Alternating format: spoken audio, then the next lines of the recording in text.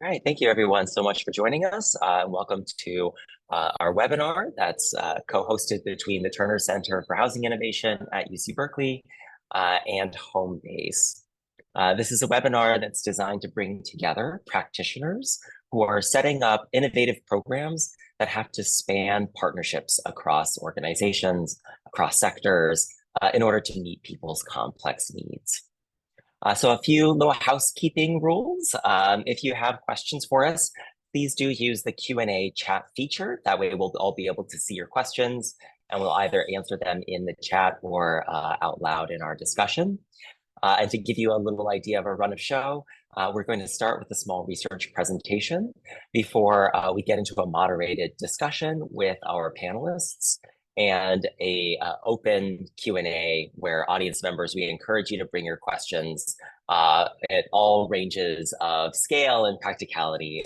So if you are considering implementing a new program, you want to know where to start, you want to know what nitty-gritty things to think through ahead of time in our panelists' experiences, please do share those kinds of questions because that's exactly the kind of thing that we hope that this webinar will accomplish for you. And with that, I'll go ahead and launch to our program.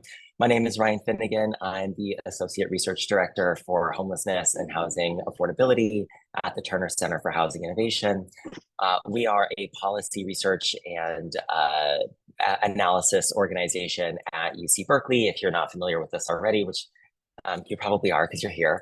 And we are interested in pursuing new and innovative solutions for securing housing affordability and sustainability for people from all walks of life. And what I'll present today is just a little bit of research meant to provide some context for our discussion around the importance of coordination across organizations and sectors for creating effective homelessness systems, where systems is the key word. So it's not just a single program or a single organization, but rather trying to span across them in order to meet people's needs.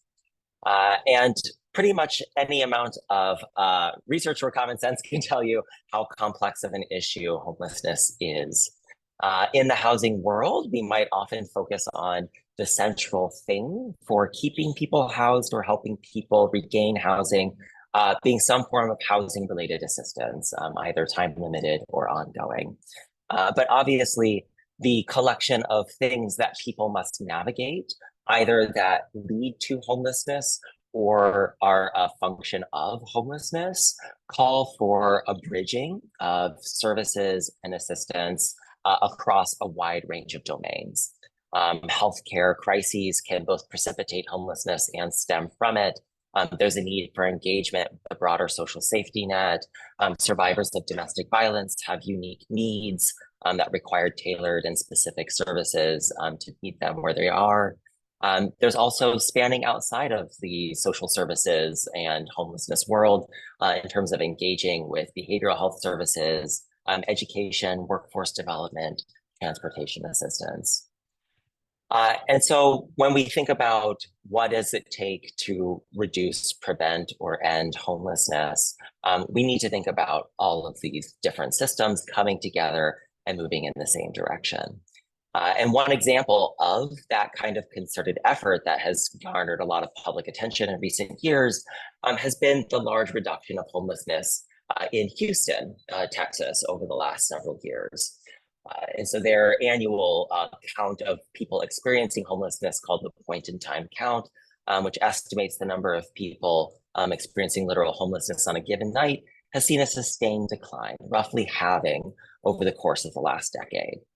And there are many things that had to come together in order for Houston to reduce its homelessness rate in such a sustained pace. First, housing is less expensive in Houston than it is in California.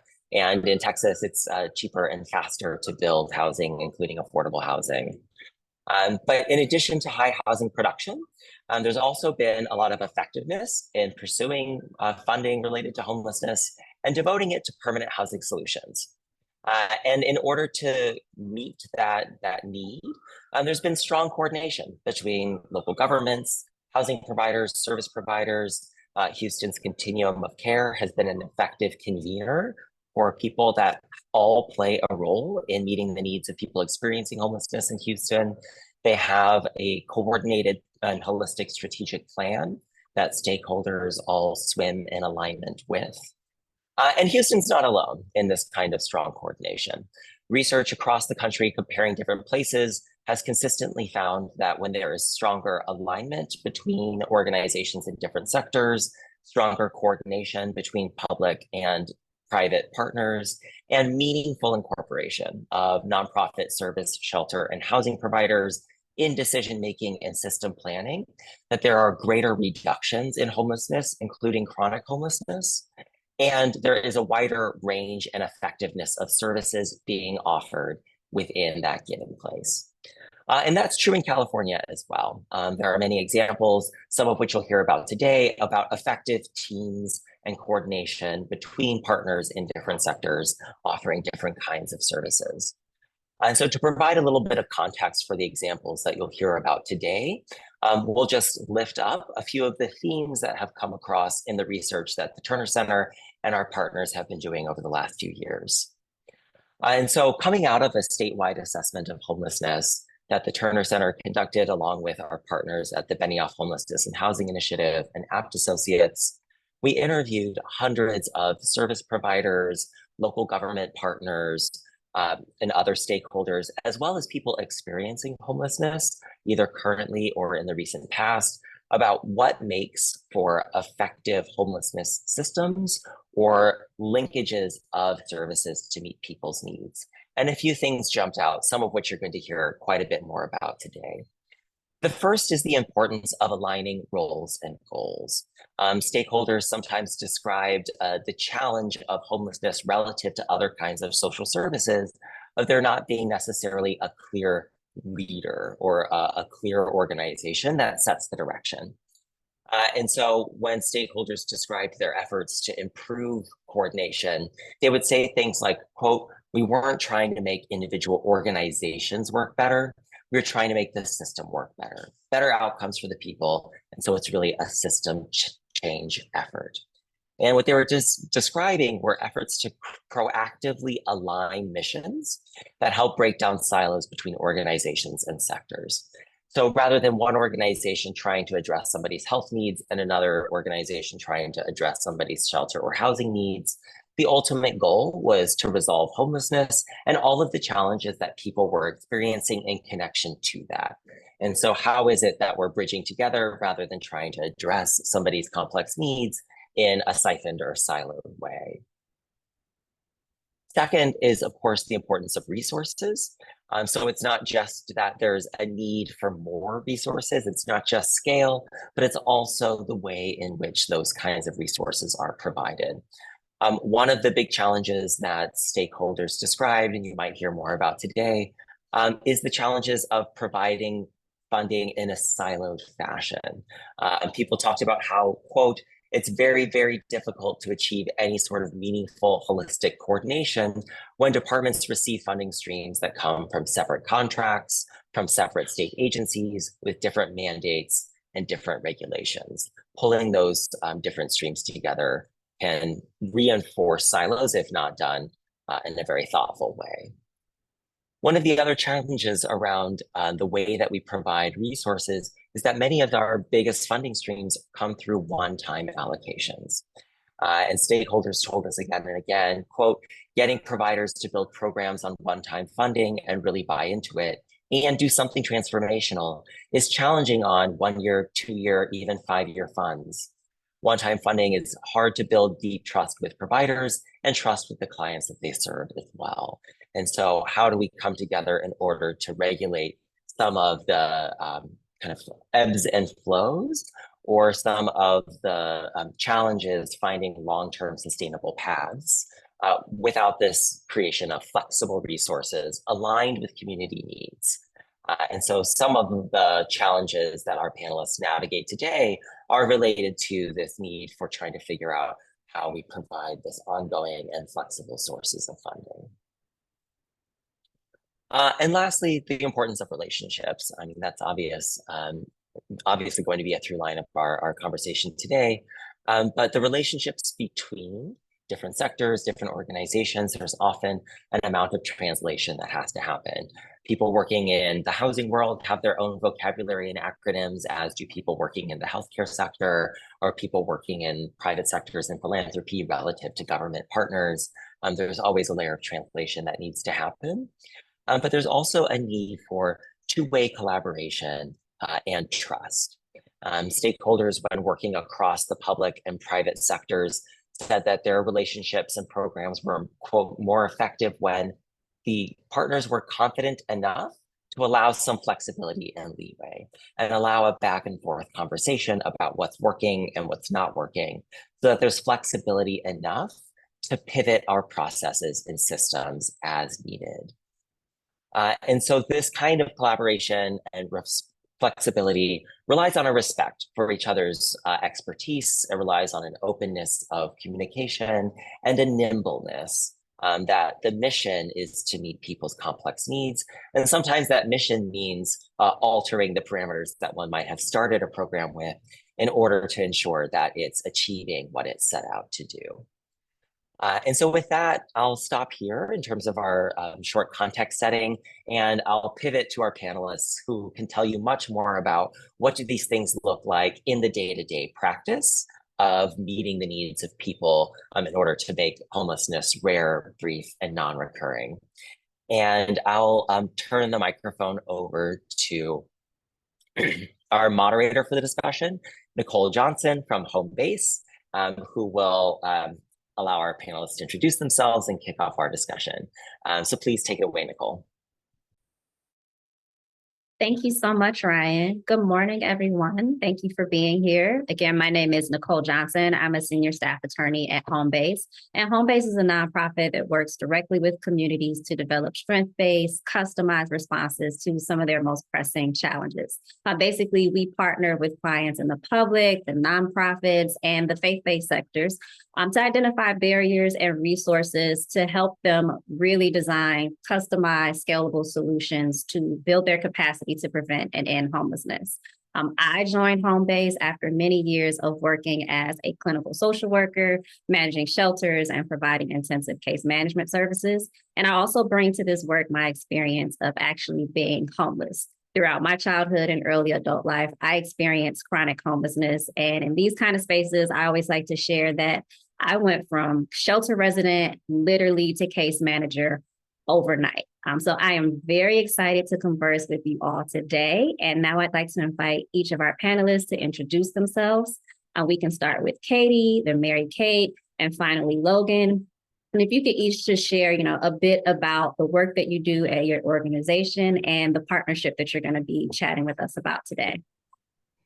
Good morning, everybody. Katie Wilbur. I'm the Executive Director at Elevate Community Services and RH Community Builders. We are community-based organizations that are based in Fresno, serving the Central Valley of California. And I'm a licensed clinical social worker by trade.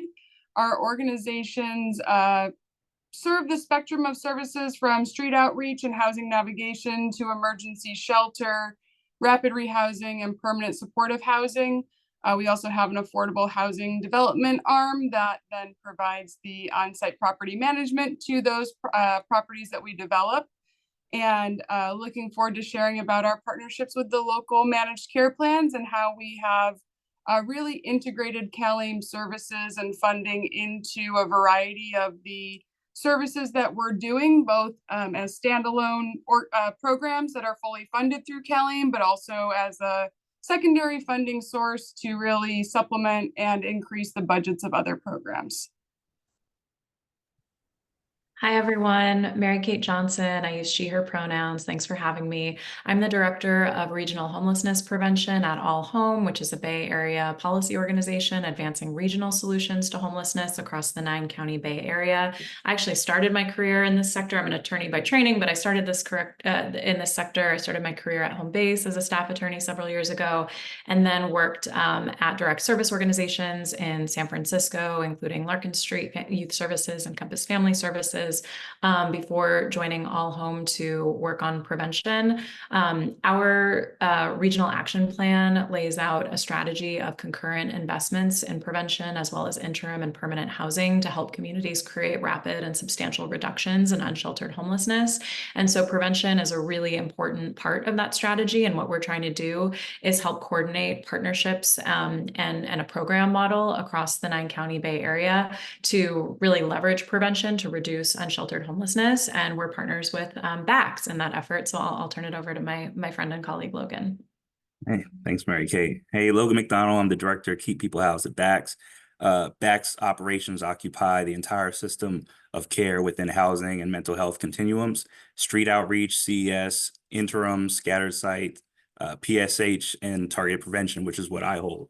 And prior to this, I was overseeing the housing resource centers, the wellness centers. And prior to that, I was actually a director of development where I did fundraising for a small nonprofit. On to you, Nicole. Thank you all. So we have some directors, we've got some people who are putting together partnerships that are managing the money. We all know that funding piece is very important to the work that we do in trying to get things done. And we also have Logan providing the provider perspective. So I'm really excited to chat with you all. I wonder if you could talk a little bit about, your initial goals for setting up these collaborations. Besides the fact that, we know that working together really helps us to end homelessness and prevent homelessness for the people that we're serving. But what were some of your specific goals when you first started out? Whoever wants to go first can jump in there. I'll jump on this one first. Our goals were really specific when we first started our collaboration with the health plans and providing CalAIM services. And it started on our development side where we were working on some home key projects in Tulare and potentially Kings County, which were whole person care counties and early adopters of the CalAIM services. The counties basically told us as the developer that they didn't have any money to provide services at the sites, and they supported the home key projects and wanted to see them happen, but we were going to have to figure out the services side for ourselves. So that was our motivation getting into CalAIM early and really understanding the system and being able to bring that funding to the project so that we could build sustainable developments and have a way of leveraging services that we weren't dependent on county or city contracts to be able to serve the people residing at the projects, because we know how important long-term case management and supportive services are in keeping people who have experienced homelessness housed, particularly in these home key projects. So I'll go next. I think for us, there were two things at play. There was a lot of research going on. We actually found that I think the average cost of one unhoused person in Santa Clara County was $83,000 a year. And that was based on emergency room visits. That's based on criminal justice system. There was just a lot of money being spent and expended when it came to the unhoused population. Concurrently, in the city of Oakland, we saw that about 40% of the Black population had actually left the city of Oakland due to displacement. So I think in 2018, that's when we said, all right, enough's enough. We have to make a change. And that's when we first launched the Keep People Housed pilot, which was largely privately funded. And there was a lot of learning experiences during that time. And that's also when All Home, I think, was also learning a lot too. And when we came together, it was all throughout the pandemic as well, because we actually funneled an infrastructure that we built to funnel co-response money through. So actually, I'll tap Mary Kate to speak to some of that as well. Thanks, Logan. Yeah, I mean, I as a preface and to follow on what Logan shared, when All Homes started, we saw around the 9-county Bay Area that there just wasn't really a consistent understanding of what homelessness prevention was. That's in part because it can be different things. It's a continuum of services. But we were noticing that, you know, a lot of programs were serving people on a first come, first serve basis. And it wasn't really impacting the bottom line of entries into homelessness. And so we looked at emerging research that showed that targeting resources was an effective and also really equitable way of distributing what have historically been very limited prevention resources. And we looked at a couple of really promising examples in the field. Keep Oakland Housed was a big one. The other big one was Santa Clara County's homelessness prevention system. Both programs were kind of in an early phase of piloting this approach, and All Home was really excited about learning more and potentially scaling them, scaling the model regionally for a really coordinated approach that basically takes applications with a strong outreach strategy to make sure that we're really getting into the most vulnerable neighborhoods and zip codes, and then prioritizing people based on their risk of actually facing homelessness if they don't get help, and then distributing the resources as flexibly, creatively, and strategically as possible to keep people in their homes. And these are some really vulnerable folks. They're not, you know, they're not leaseholders who are stably housed. Many of them are double-deck households.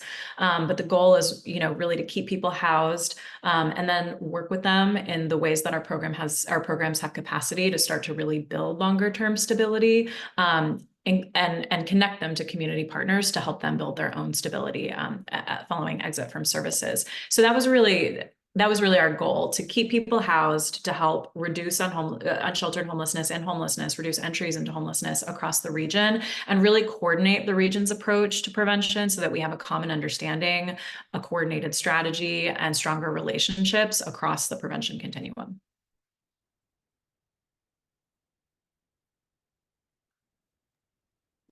Thank you all. I'm wondering, what were the first steps that you took? If some of our people who are listening in today and joining this conversation want to know what they would need to do first, what were the first steps that you took to start these partnerships and get them really going?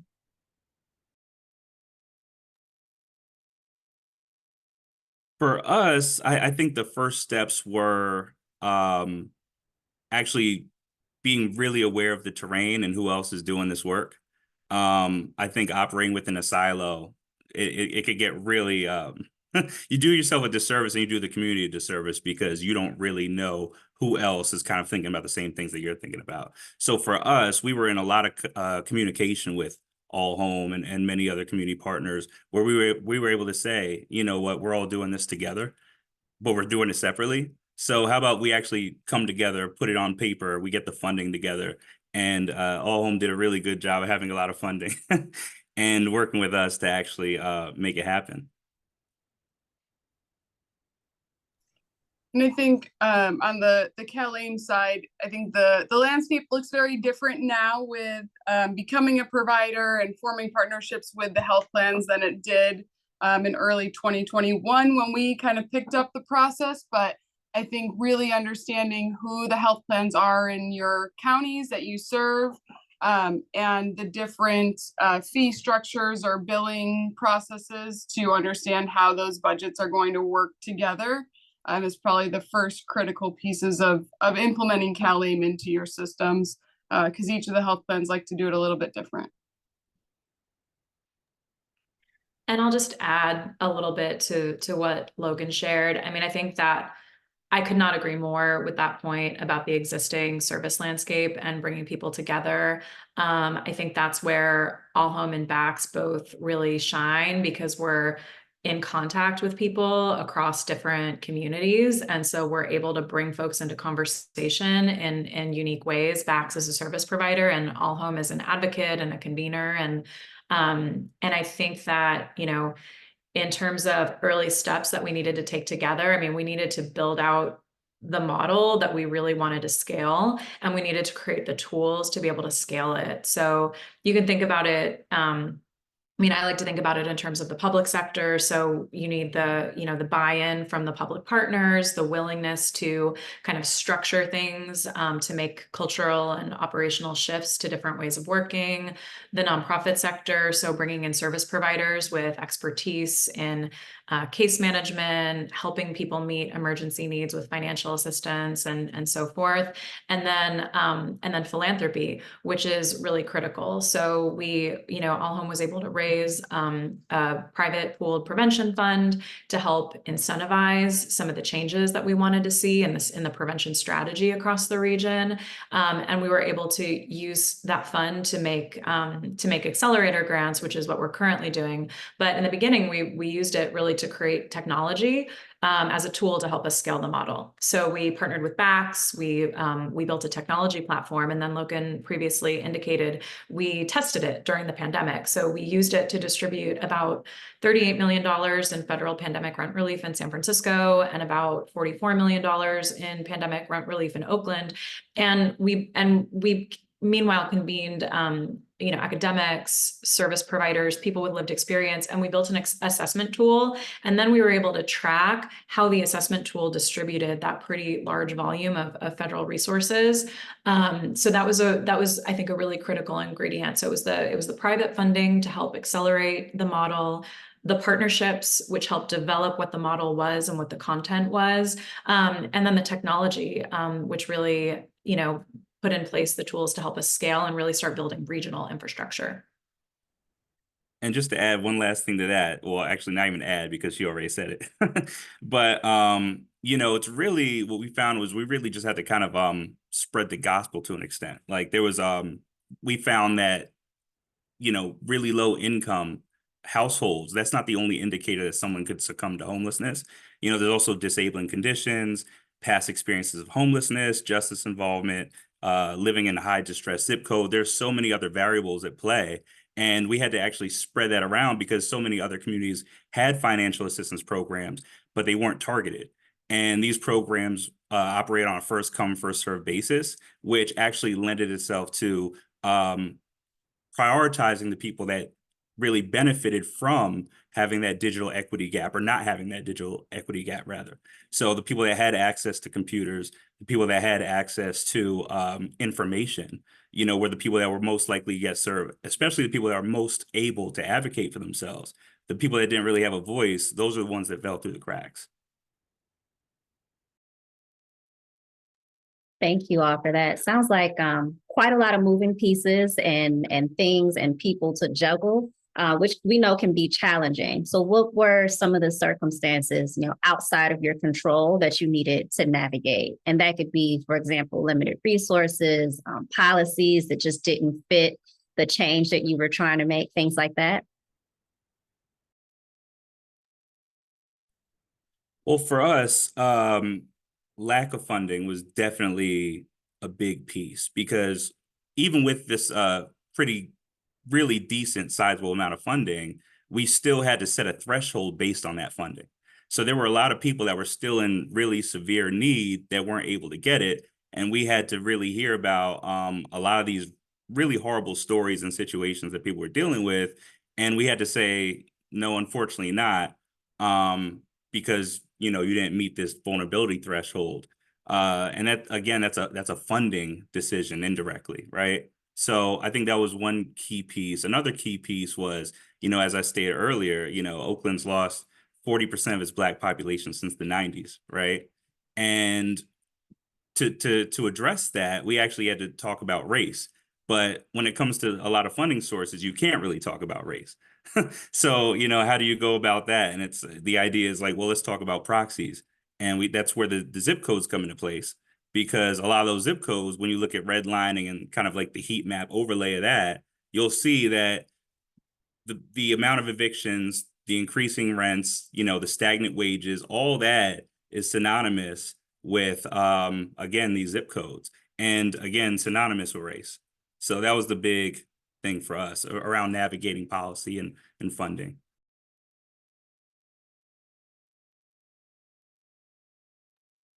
I can add to that. So I think, there's the sort of local regulatory context, the national regulatory context. So, this is systems change work, right? Trying to coordinate prevention dollars to be more creative, strategic, flexible.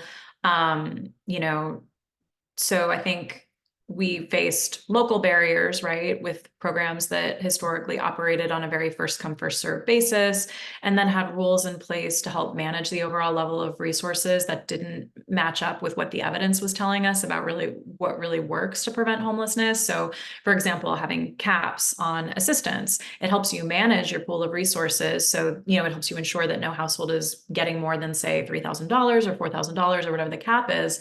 But it's, if somebody needs just over that, or if, or evidence says that the most vulnerable households will come back and may need repeat assistance.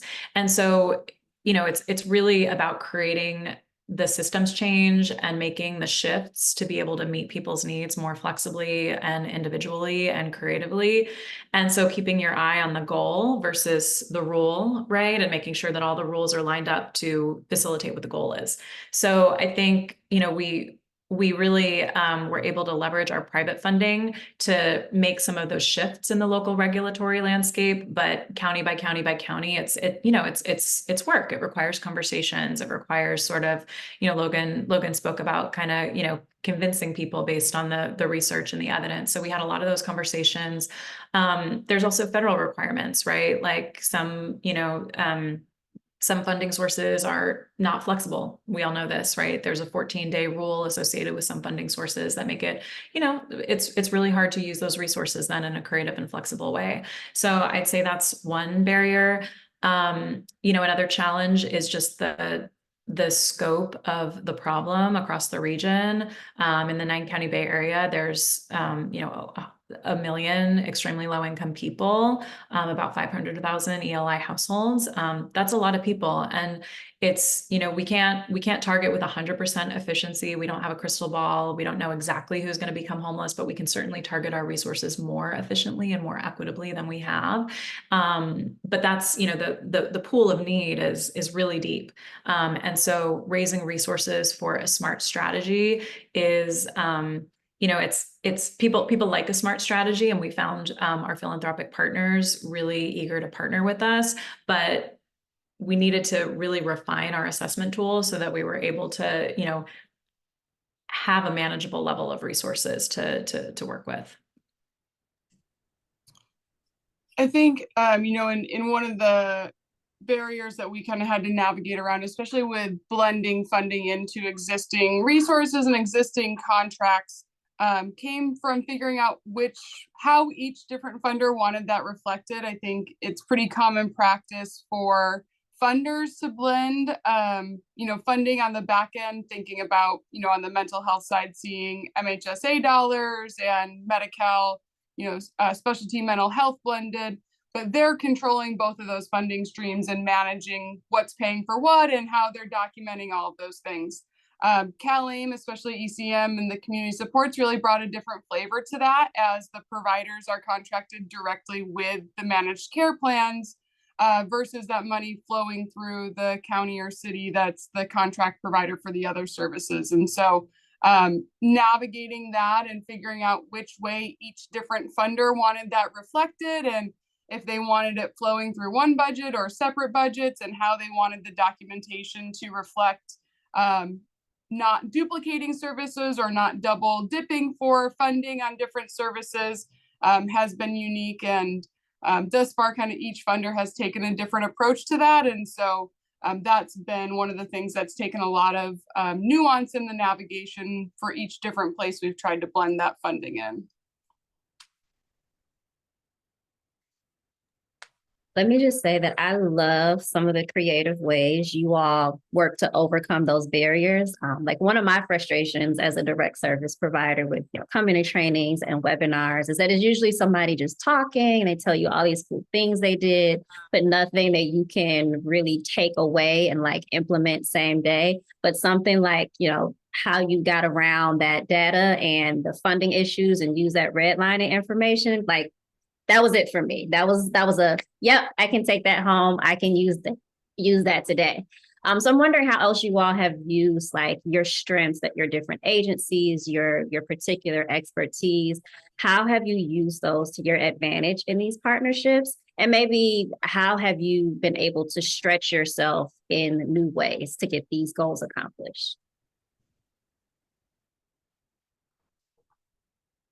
Well, I'll just say, the one thing that I think I'm definitely not an expert at is data analysis, right? That's not my thing. With that being said, we do have a team of folks where that is their thing.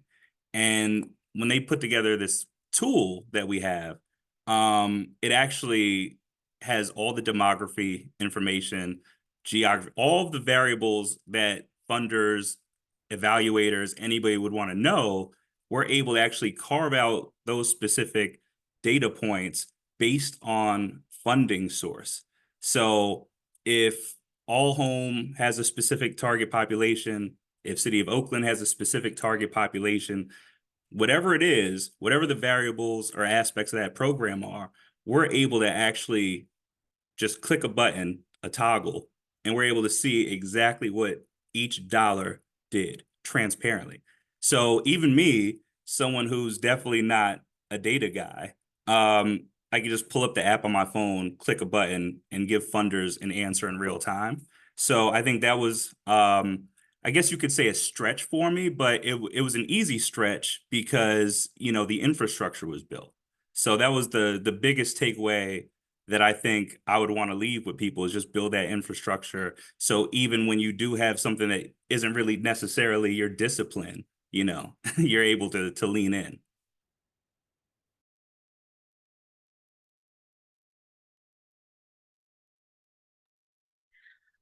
I would say relationships. I mean, All Home was able to leverage a lot of relationships to bring stakeholders together to help us really develop the model, service providers, academics, people with lived experience.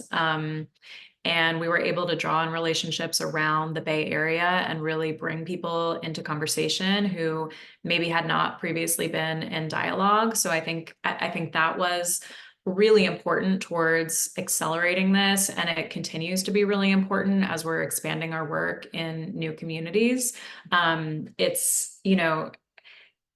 It's a challenge when you're trying to do systems change and take a 20,000-foot strategy and really make sure that it's being implemented really thoughtfully and creatively on the ground. And it depends on, I mean, Logan and I talk all the time about how much we talk to people. We have to talk to people all the time and make sure that we have a common understanding. And when questions come up, we need to all be in dialogue about how do we address this and what do we do. So it's a lot of building relationships so that there's easy, informal lines of communication, and communication is happening in a really productive way, so that threads are getting looped back on and issues are getting closed, and conversations are just moving along and really accelerating the work. I would also, I think private funding is extremely, extremely helpful. Our philanthropic partners saw the value of our strategy pretty early on. We were able to use an initial $12 million investment to incentivize nearly $34 million in public investments across the region. So in other words, we brought this to our public partners and we said, this is what we're willing to do to help make this happen in various communities. And then a lot of those governments said, yeah, let's partner, let's put in public funding for this. And so that's something really game changing that we were able to do. We're very grateful to have been able to do that. And it's afforded us a degree of flexibility, creativity. It's sort of overcome that kind of one-time funding barrier, or that pilot funding barrier that the presentation referenced, because there's a little bit, there's private funding providing flexibility, providing a cushion, and then creating a real operating runway while we support our public partners with, kind of making the changes that they need to make contractually and structurally in the programming. I think, one of the areas of strength that we were able to kind of lean into for making these things all work was our unique experience, kind of multifaceted across housing development, but also service provision, and not just homeless service provision, but having a couple of our key staff have come up through the mental health system. And so really having an in-depth understanding of that fee-for-service model, where most of the homeless service Contracts have historically been cost reimbursement, and so kind of already having that understanding of how to make fee-for-service work was a little bit of a head start, but also being able to be the developer and have the inside knowledge and understanding of how CalAIM services could work and support or not in different situations was kind of key to the success on the development side of being able to leverage those services successfully and know where they would be able to support and where they wouldn't be able to support. And kind of being on the front edge of implementing CalAIM let us really lean into the relationships with the managed care plans and leverage a lot of their one-time HIP or IPP funds to make some of the development projects come to life and bring housing online with that one-time funding, and then having the service side be able to, consistently and forever provide those services.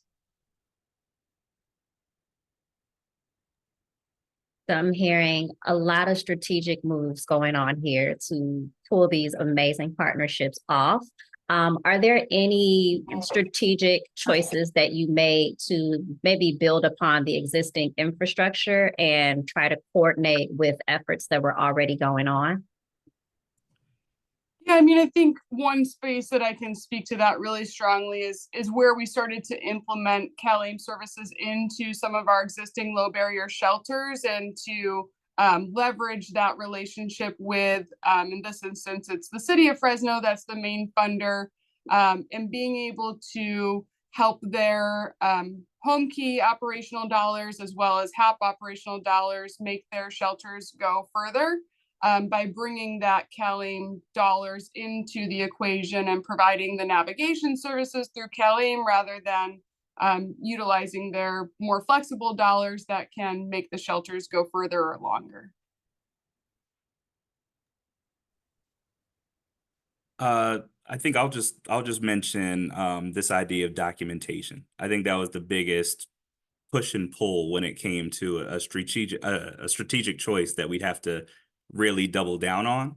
So, there's so many households that don't really have that, I guess you would say like a conventional kind of, I don't know, like having your name on a lease, having a paycheck, right? Those are things that I think a lot of us kind of take for granted. And actually, there's a lot of households that don't have that. And those are actually the most vulnerable households. But what do you do to serve those households if you're always asking for a W-9, or you're always asking for a pay stub, or you're always asking for a lease? And, we had to just say, you know what, maybe it's okay. Maybe we could actually use this trust-based approach to say, we understand you're in need. We understand that you're actually probably one of the most vulnerable people that we can serve. So let's lean in. And, I actually had to sit down with an auditor a couple of weeks back and actually explain that. They said, well, it looks like this is missing some documentation. And I just said, yeah, because those are the most vulnerable households. And then the auditor just said, okay. That was the end of it. And I was a little nervous, but the truth is, if we really want to do something that targets the most vulnerable households, we have to be willing to take those chances to actually say, you know what, we just have to do what we have to do. Agreed. We often say that we don't want a piece of paper to be the reason that somebody experiences homelessness. So it's not that we don't collect documentation, we certainly do, but we do it in a way that's creative and flexible and meets the household where they're at with what they have available to document their situation. I'll add to that, I think an essential part of coordination is looking at the infrastructure that's already there, the players that are already in the space. I mean, we're just, we're all just stronger together when we collaborate. I love the example Katie gave of looking at, of just building things into the shelter system. And so when we are launching these prevention programs, we're not just trying to launch something like a pilot on the side of what's happening. We're really trying to integrate the program within the larger fabric and the safety net that already exists in that community. I can, one example is kind of looking at the legal services landscape, because, eviction prevention and legal services and referrals to legal services are an important part of the model for households that are facing eviction. And so what we're finding as we expand into the North Bay is, as opposed to our programs in San Francisco and Oakland, which benefit from, comparatively, I mean, not sufficient, but comparatively robust funding, we're seeing in the North Bay that same robust level of funding for legal services doesn't really exist. And so we are stretching ourselves in new ways to talk to legal services providers and see what their capacity is and see what this model really needs in those communities, and kind of expand the scope of what our partnerships have looked like to date, which is a really exciting opportunity to work in a new and different way.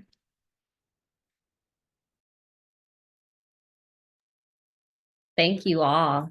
Are there things that you were able to do or that you're able to do now after forming these partnerships and relationships that you just weren't able to do at all before them?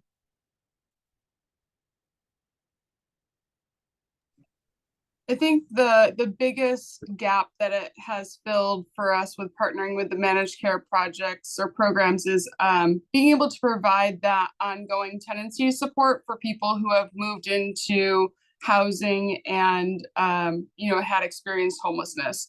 Specifically thinking about individuals with like EHV vouchers that don't come with any supportive services.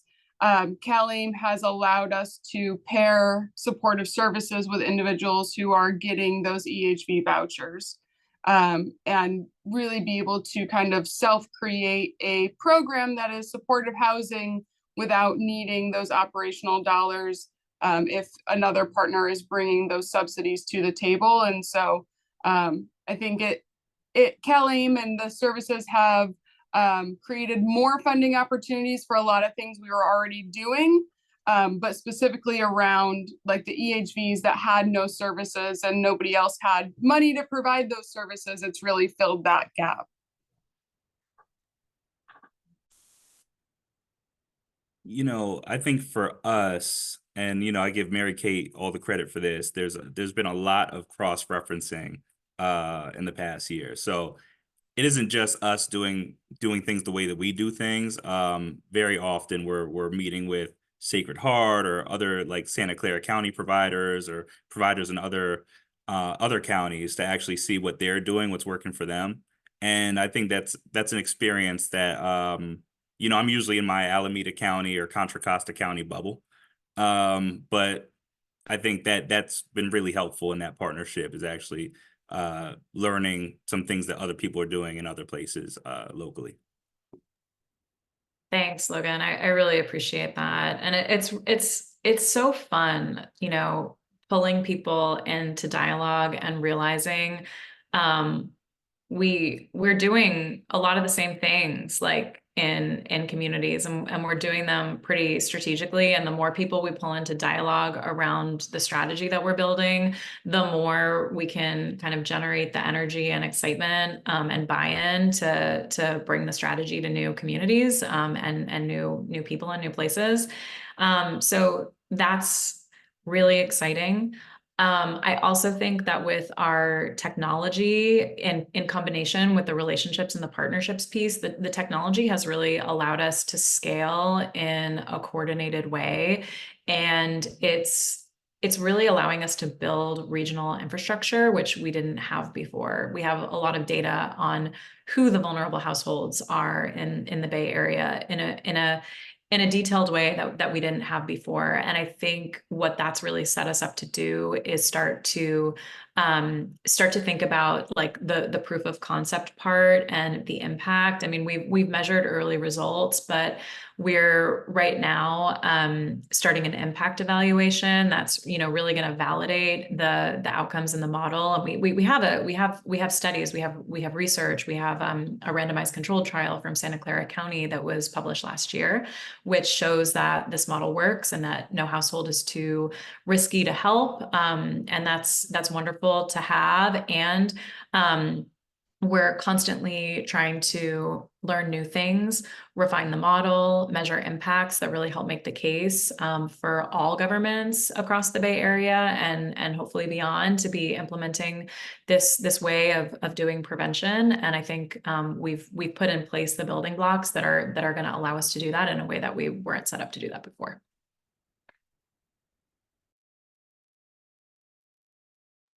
Well, you all have given us quite a few nuggets. Do you have any more like big lessons learned about how to collaborate well between like different organizations and different sectors in terms of service providers or, funders? Big lessons learned. What can we, take away from the experiences that you all have had? My biggest learning curve, I think, was just the element of transparency. I think I always would tell people what we did or what we decided kind of after we did it. But I never felt confident enough to actually talk through it and treat funders like thought partners so much, so I think very often I find myself really just spitballing and finding myself in a space where I'm like, what do you think of this? What do you think of that? And to do that, it takes a lot of trust. And people have to understand that you know where you're coming from and you have to know where they're coming from. So I think that's the biggest learning curve, is just kind of establishing those relationships where you actually trust your partners.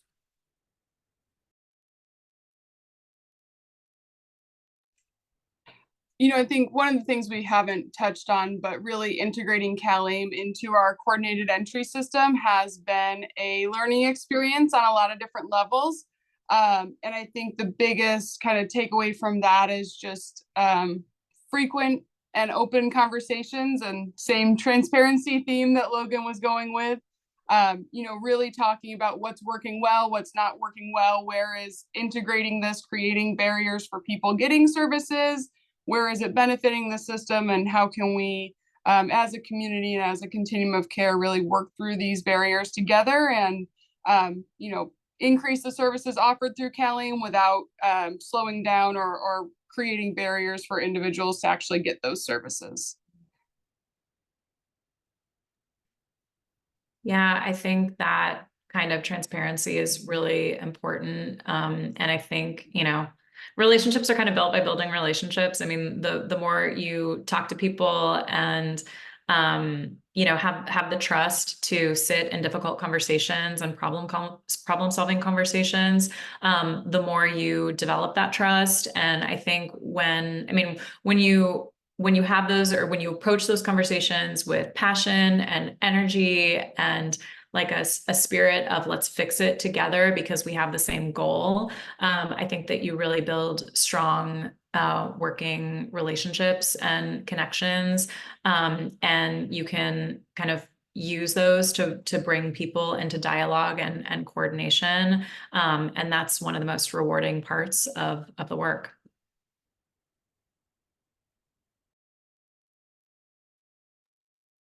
Thank you all. Are there any, final thoughts that you want to share with everyone before we jump into question and answers? We have quite a few questions here.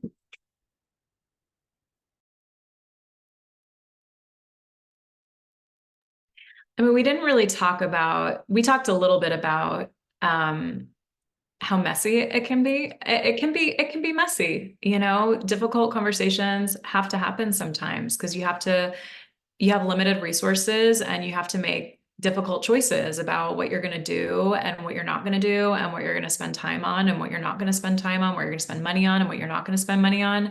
And this work is deeply personal to a lot of folks on a lot of different levels, given personal histories and it's heart work, it's passion work. And so,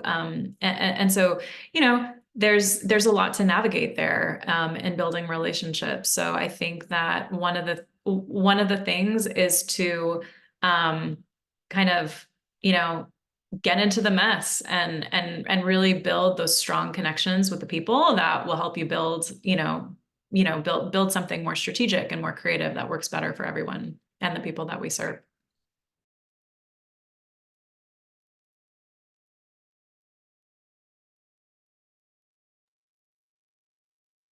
Thank you. We will jump into the questions and answer period.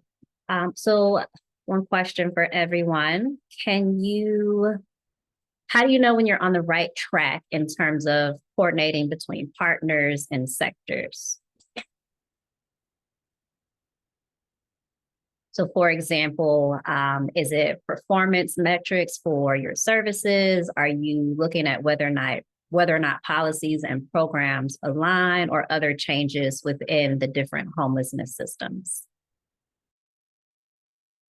I mean, I'd probably just say first things first, the philosophies really have to align. There has to be that synergetic energy where we kind of share that mutual North Star.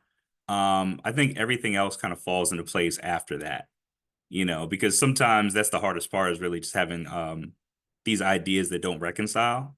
But everything else is just kind of like it, we could figure that stuff out.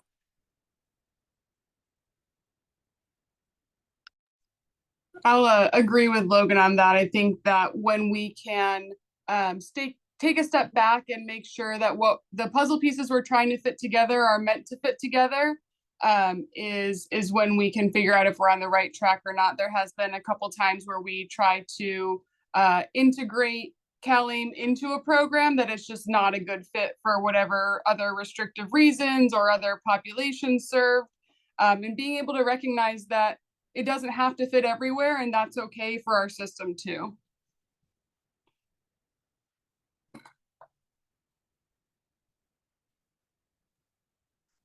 Right. And just to add to that, I'd probably say, I think there's been so many examples of different aspects of a program trying to be shoehorned into another program. It's like, hey, we have this vocational training program. Why don't we go with this aging population where everybody's like, it's just, or it's like, hey, we have a child subsidy program. Why don't we use it for those who are literally unhoused? And you're like, you know what? Just because you have the funding for this and you want to serve this population doesn't mean we need to kind of put it together. It doesn't really make sense. But, so that's just one thing to really think about, is it's like, how do we make it make sense?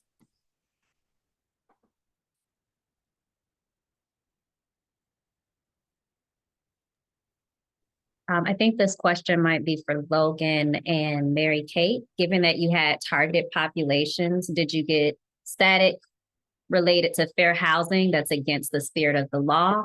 Were there any reverse discrimination arguments? Everything that we do adheres to the law. So let me just say that. I think really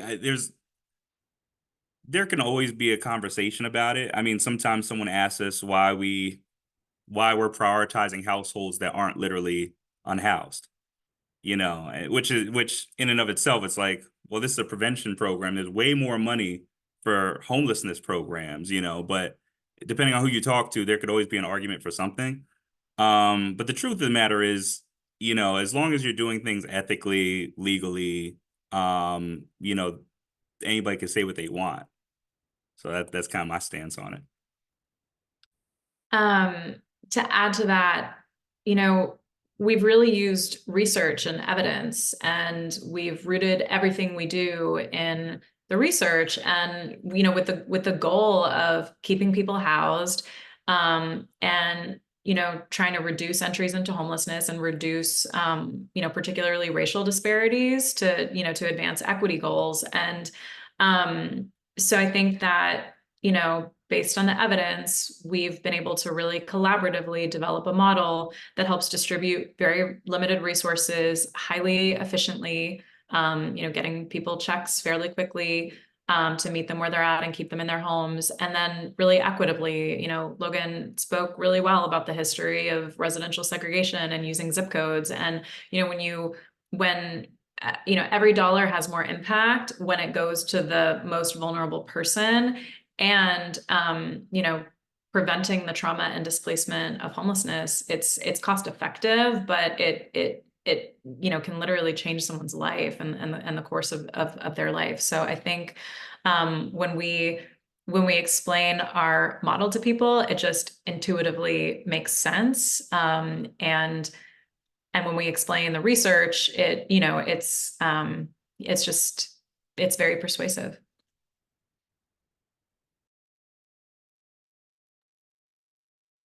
Another question is, how can we improve coordination among multiple agencies working to address homelessness to minimize duplication of efforts and reduce confusion for individuals receiving those services?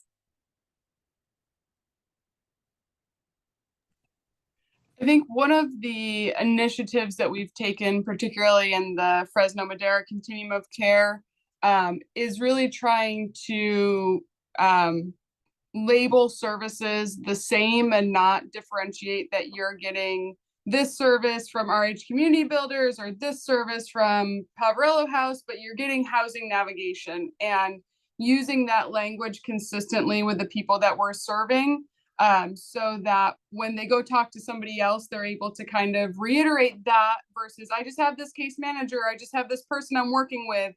And that kind of clues us into knowing that they're already engaged with somebody. And of course, HMIS and checking that and making sure if they're already working with somebody in the system. But I think trying to streamline the language and the titles that are used within our system has been one kind of micro level aspect that we've taken to address that.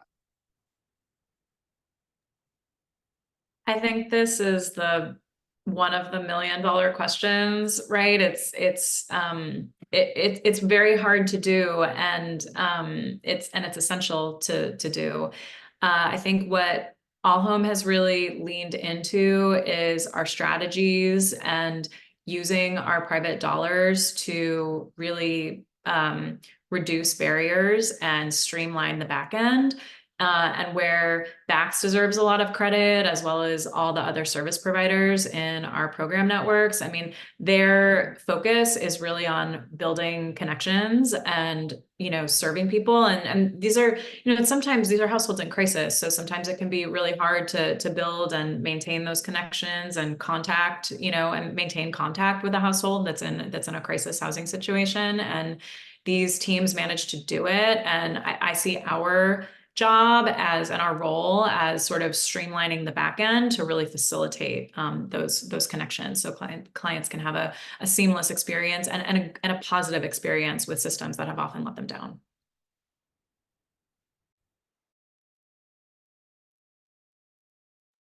Yeah, I would just second that. I would just say, we don't need so many different access points to so many different things. I think the more we actually just have one point of entry that gets triaged to where it needs to go, the more we could actually keep track of that type of thing. Another question, given that homelessness is highly political and willingness to participate in the local systems can vary greatly by jurisdictions, how do you bring in cities to the conversation of partnerships? That's a great question.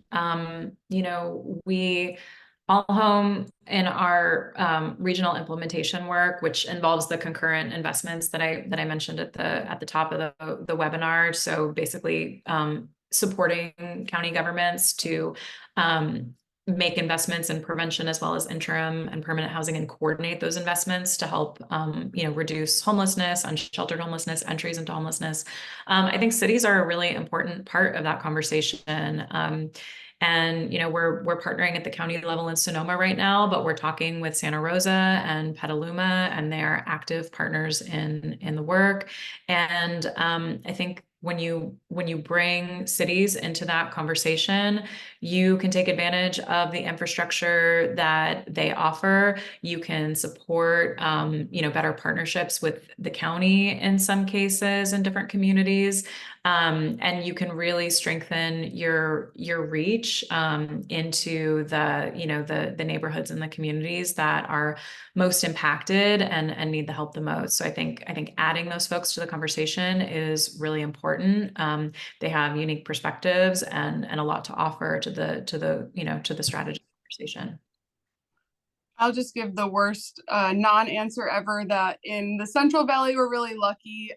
Our major cities have been very involved and engaged in the process. And so, several years of hard work and getting them at the table and rectifying everybody's priorities to align and to make sure everybody's priorities were being heard has been fruitful that now kind of everybody plays at the same table and is really engaged in those processes, both at the city and the county levels.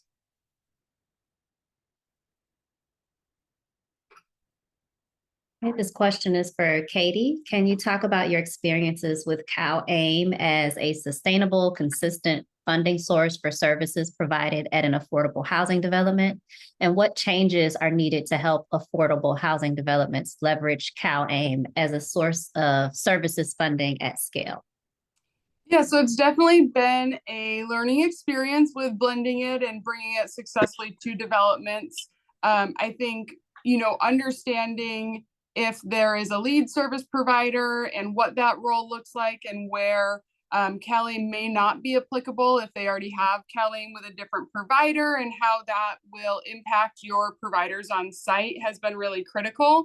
I think the biggest success we've had is where a funder will kind of fund a single position at the site and then let CalAIM kind of bring in the additional 2 or 3 case managers or housing tenancy support providers, so that you kind of have that steady funding from the county or the city with whatever funding source. And, they're kind of the lead service provider. They're responsible for HMIS for the entire property, for all of the AB 977 compliance and making sure those tasks are done. They're doing kind of the outcome reporting to the ownership side, and the outcome reporting for the grant compliance with Home Key and every other funding source, but able to really bolster those ratios and the levels of services that are bringing in with CalAIM is where we found the highest success.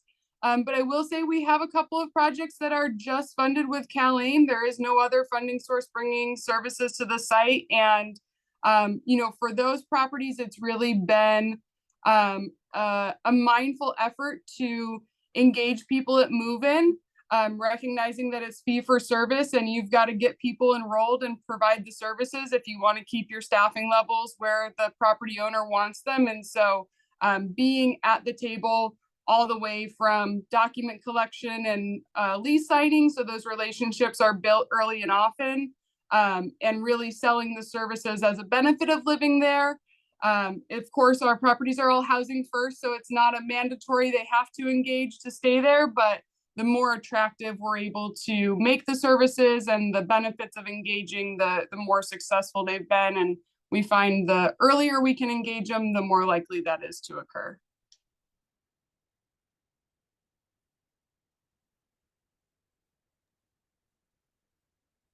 And I think this might be Katie again. Any advice around CalAIM and coordinated entry partnerships?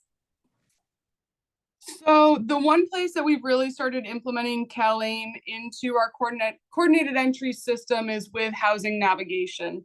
The Fresno Madera Continuum of Care has historically had 3 or 5 housing navigators that were funded with COC dollars for street-based navigation.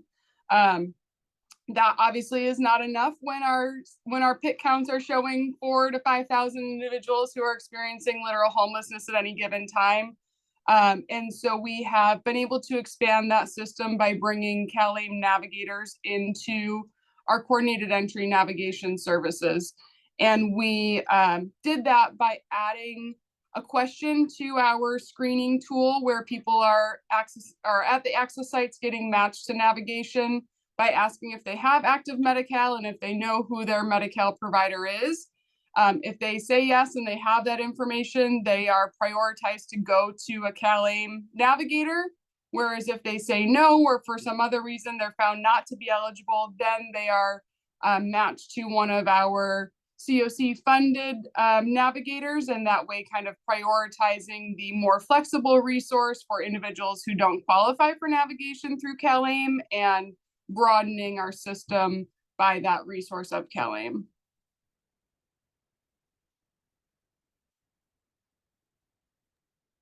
Thanks, Katie.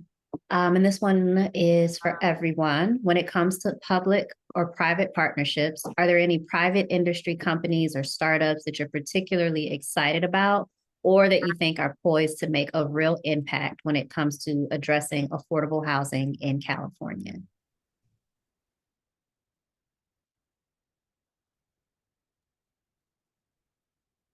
There are so many good ones. It's hard to say. I'll say, well, let me just start here. I'll also say all of these tech companies are starting to step up. Not all of them, but the Googles, the Salesforces. I'm starting to see some good things come from them. Mackenzie Scott, seeing some good things come from her. And then of course there's always the tipping points and crank starts and all those folks. So yeah, no, there's a lot of people that are really doing good work. I think in Fresno, we've had several successful relationships with partners like Community Solutions, who have provided us some pretty flexible dollars for new ideas. And then, of course, the managed care plans with their HIP and their IPP dollars. We've been able to do some really innovative, new housing ideas and expand our system.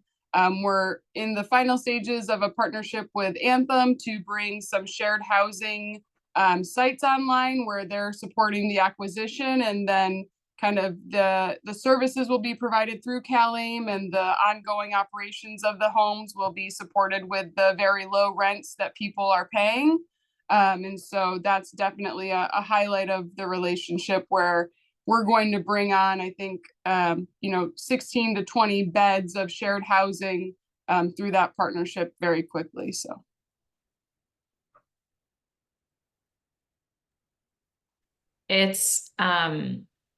I'm just so grateful that All Home is kind of sitting in a nexus between like the public sector, the philanthropic sector, and nonprofits, because I think that we're able to do so much, bringing all of that together. I mean, we have phenomenal philanthropic partners who've helped really incentivize public investment in prevention, and that's kind of the gold standard. I mean, these programs,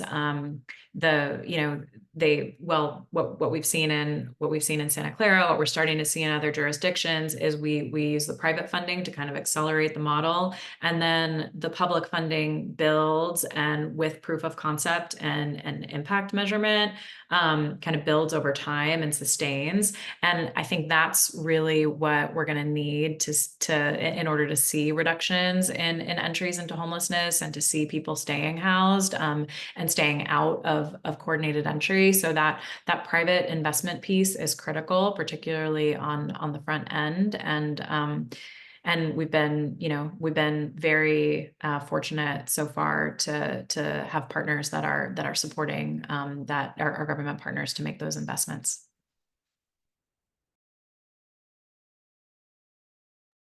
Right. We have a participant who's wondering about how you practically target resources for people who are at high risk for falling into homelessness. Specifically, how is your partnership or collaboration? How are you working together to know who is at risk and how to reach them? Yeah, that's a great question. So we looked at research. I mean, there's not a ton of research, but there's studies going back several years that talk about that evaluate prevention programs, what worked and what didn't. So we, several years ago, we looked at those studies. We talked to many of the authors of those studies. So we've been in conversation with academics. We talked to service providers who have deep experience in communities working with vulnerable households. So we talked to service providers about what works and doesn't work. And then we talked to people with lived experience, and we were able to, kind of understand risk in 3 different kind of categories. One is about, the household's composition. So, what's the age of the head of household? Is there a pregnancy or young children in the household? Has there been a birth, a death, or a divorce that would impact the household's income or their expenses in a sudden or unexpected way? So that, in combination with being extremely low income or very low income, could really precipitate an experience of homelessness. Similarly, so the second category is housing and income status factors. So we talked a little bit about living without a lease and folks going from non-lease holding situations into unsheltered homelessness. I mean, there's the statewide study last year showed that's happening, across the state. So we look at that. We look at priority zip codes, and we look at previous experience of homelessness, which is a huge predictive factor for future homelessness. And then finally, we look at situational factors. So Logan mentioned disabling conditions, chronic health conditions. Really, we're looking for the combination of factors that would, in combination with somebody being extremely or very low income, really like push them over the edge of having to leave their current housing or sleep on their, exhaust their last option for the last couch, right? And we're looking to work backwards from there and get them the help that they need to stay in their housing and build stability. And just to add to that, I'd probably say, on top of all the research, we also just look through our current trends. So with all the information and data that we collect, sometimes we'll actually look at the intersections of certain different household makeups, and we'll start seeing certain things. Like, for example, our average amount was about $5,700 per household. But then when we actually select transitional age youth and we disaggregate that, we're seeing that's about $1,100 higher on average. So that's the type of thing that makes us say, let's look at transitional age youth and where are the trends that we're seeing there. So it's sort of that, how do we get that feedback loop going and actually start watching while we're working? One more thing I want to add is just so you can have a really great assessment tool, but if you're not doing outreach, then you're not reaching the people who need the help the most. And so what we've really tried to do, both All Home and Backs together, is bring folks into the mix who have deep reach into neighborhoods and zip codes that are highly impacted by homelessness and poverty. So a lot of partners of Backs are, they're walking into barber shops in Oakland telling people about our program. That's the kind of on the ground outreach that's, flexible, creative, connection oriented. That's really what we need to help this model succeed, in addition to using the data. And so that's a critical piece. And again, it all goes back to relationships and partnerships. Speaking of relationships and partnerships, were there any unsuspecting but highly valuable partners that supported the prevention goals? And if so, what strategies did you use to bring them into that work?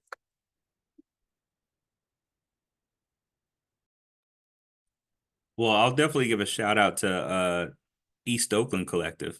We partner with them, and we had said that justice involved Black men is a demographic that we're really seeing disproportionately impacted by homelessness. And I'd say a high concentration of the folks that they referred to us were justice involved Black men specifically. So huge shout out to East Oakland Collective.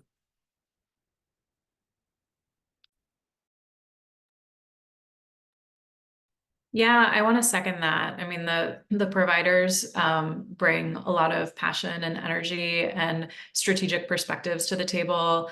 I'd also add that our academic partnerships really enrich that conversation and that dialogue and help us stay very focused on what the goals are. So I mentioned before that, traditionally there can be programmatic rules that don't really facilitate achieving the goal. And I think that having the perspectives of the providers on the ground and our academic partners about what the evidence says and doesn't say really helps us look at programmatic rules with fresh eyes and say, what's serving the program, what's helping us serve people, and what's not helping us as much, and where should we adjust, and where do we have room to lower barriers, so that we can, still maintain a very high standard of quality and strategy in going after our goal to keep people housed.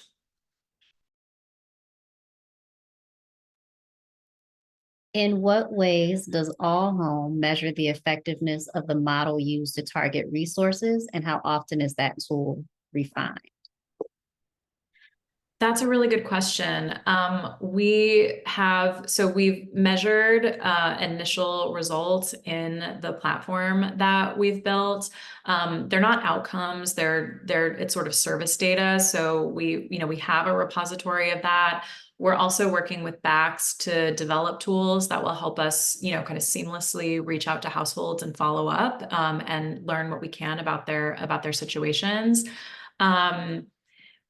We also are engaging, as I mentioned, an academic evaluator who can, look at the data that we have, and help us design a study that will tell us, hopefully new information about housing retention over time. I mean, what we really want to be able to measure is that, a year out, these households are, a high percent of them are still housed, either in the same or a different location, in the same community, because we don't, we want to see people being able to stay in their communities. And we want to also be able to look at that data by race and know that our services are helping reduce disparities.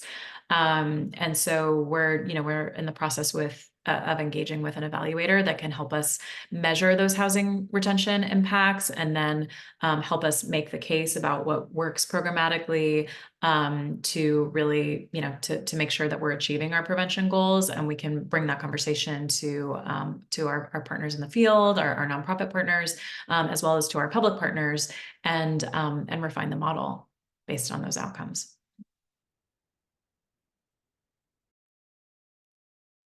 Thank you all. And in our last few minutes, we would love if you could share any mistakes made, pitfalls to avoid, program structure types, funding sources, anything that did not work, something you can kind of give to folks to take away to avoid mistakes, to be mindful about, careful about, things like that. Well, I think that you can only avoid mistakes if you make them. So, I am a person, I do not like to make mistakes, but I have learned from every mistake that I've made or that I've been a part of, that, and so, and I think you have to have that learning orientation. And I think every experience partnering with a new community informs the way that I engage a new community. So, I try to be really thoughtful about thinking, okay, who's at the table, who needs to be at the table, who's already doing what, and making sure that communication is really thoughtful, right? Remembering that not everyone is inside my head, and I need to be talking constantly to people about what's happening and bringing things together, and realizing that level of communication and transparency really builds trust and effectiveness. So I think that's really important. I think partnering with the community with the long game in mind, right? Like we're not trying to just set up a 1-year pilot that then goes away. So what do we need to put in place now to make sure that when private money runs out, our local partners have the support to allocate additional public funds, right? The support, the buy-in, all of that. So that, I think, is the most critical way that I try to avoid mistakes, is thinking about, like, what do I want? Where do I want this program to be in 3 years? And then working backwards from there to, like, what I need to do today. So putting those building blocks in place. And I think a really important thing is, truly making it a partnership. Everybody's got to put in something. So All Home puts in the technical assistance, the accelerator grant, the technology that we offer at no cost to counties. Counties should be putting in and allocating public resources as well. And then, nonprofits are bringing their staff, their existing infrastructure to bear on it. So everybody's putting in something, and we're all working towards that down the line goal. I think that's really, really important. But you're gonna make mistakes, unfortunately, and I think you got to just learn from them and use them. I think, some of the mistakes that we've made with trying to integrate CalAIM and building those programs is, where we have overestimated that it would work, or that more people would be eligible than are walking in the door. We unfortunately see a lot of people enter shelter without active Medi-Cal. And so that means that there's a lapse between them entering shelter and being billable to CalAIM. And so we've seen that as a unexpected gap, and really just, as Mary Kate and Logan have both said, that open, transparent communication with our funders of, this is actually what we're seeing, and here's how we're pivoting, but here's the gap that we need you to fill, and here's what our budget actually looks like, and being able to communicate that and keeping that data real time. But definitely, the mistakes that we have made in implementing CalAIM and opening CalAIM programs, are more around the lack of information that was available at the time of who would be eligible, how many people would be eligible, and what those billable returns would look like. And so I think there is a lot more information out there now. But my advice would just be to start cautious in your estimates, and then as you see actuals, be able to increase those estimates accordingly.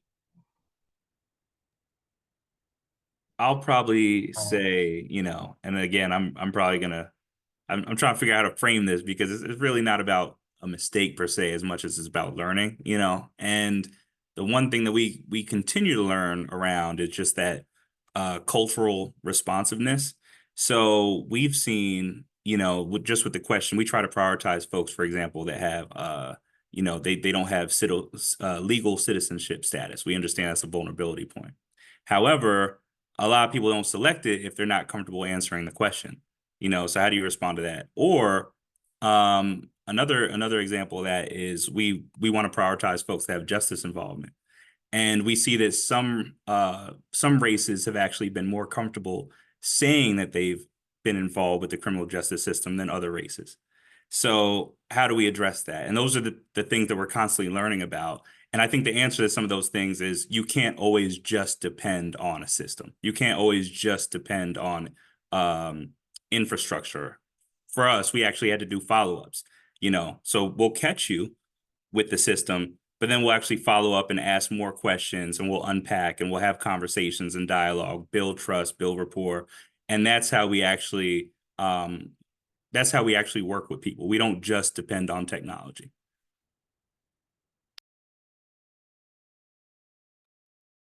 Thank you all, our panelists, for your time and your insights. You shared a lot of useful information, not just information, but useful information for us today. Ryan, did you have any final thoughts before we end for the day in our last couple of minutes?